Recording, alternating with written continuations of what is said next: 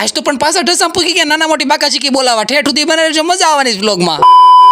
Good morning ને જય માતાજી મિત્રો, કેમ છો બધા? હાજર ને રોજ જનવાર લઈ જાય હર નાઈ ધોઈને સીધા નીકળી ગયા મંદિર બાજુ, કેમ કે આપણે અહીંયા ઝેરોક્સ કરાવવાની હતી ને એટલે ભાઈના ડોક્યુમેન્ટ ની ઝેરોક્સ કરીને આપણે સીધું નીકળી જવાનું છે ઢસા બાજુ. અને હવાર આમ જો વાતાવરણ એક નંબર ટીકડો ટીક થઈ ગયું છે. ઝેરોક્સ કરવામાં અડધી કલાક થઈ, હું ઊભો તો ત્યાં આપણે નાના મોટા ફેન ફોલોઈંગ મળ્યા રે આપણે. પછી તો એમાં બીજું કાંઈ ને બે ભાઈઓ નીકળી ગયા સીધા ઢસા બાજુ. અને હાલો તો ઈ બાને એક તમારા ભાઈને ફોલો કરી નાખો યાર. મેમદાની ભૂરીખ્યાન હોય છે કયું મંદિર આવે? જલ્દી કોમેન્ટ કરજો. તો આપણે સીધા પૂગી ગયા મેમદાથી ઢસા જતા કાંઈ વાર નહીં લાગે. હવે ઢસા આપણે જવાનું છે સીસીસી કોર્સ કર્યું છે ને. હવે સીસીસી નું આખું ફૂલ ફોર્મ મને નથી આવડતું, એટલે કોઈ પૂછતા નહીં હો.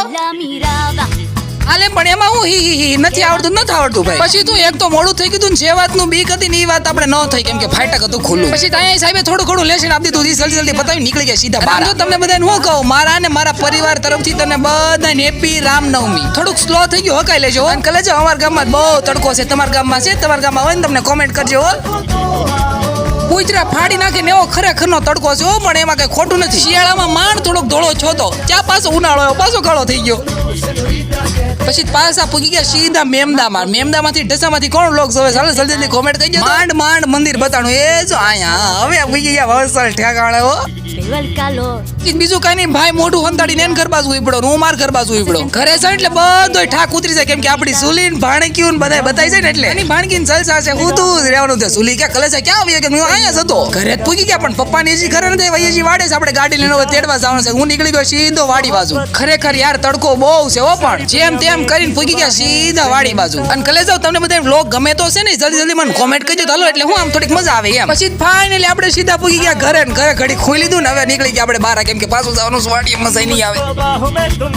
બપોર પછી તે તડકો થતો જ પણ મીઠો તડકો યાર. હું આમ રહ્યો ને મને બધા મૂકીને વી ગયા વાડીએ વી ગયા બધા. હવે મારે પાછું જવાનું છે હાલી. હું કેટલું કામ કરું છું નહીં કાંઈ નહીં નો માનો. બીજું હું એમાં લ્યો આમે તે રોજ મારે બહુ વર્ષ હાલીને જ જવાનું હોય ને, આપણે દોવાના હોય ને પાછા આવ્યા કાં તો રજા રહેવાની નથી. પછી ફાઇનલી ખરા તડકાનો હાલીને પૂગી ગયો વાડીએ. હવે આવ્યો તાર ફેંચીને ઠેકવાનો વારો. હવે તો આપણે જો હરખેથી જવું પડશે. હવે શર્ટ ફાઈટ તો ઠેલા ભરવાનો ગાળો નહીં રહેવો. આ બેને લીમડા હેઠે બાંધી દીધી છે. હું આવી ગયો સીધો ફરજામાં. ઓ હે ભરી મૂચું, પણ આજ તો હું કરવાનું થતું જ નથી, કઈ નો ઢગડું આશું જો. પછી વહી ગયો સીધો સ્કૂંડી જાવ. મને એમ લાગતું તમે બે ત્રણ ડૂબકી મારો, પણ ના પાણી જોયું તો પાણી તો કઈ બહુ લાગતું નહોતું.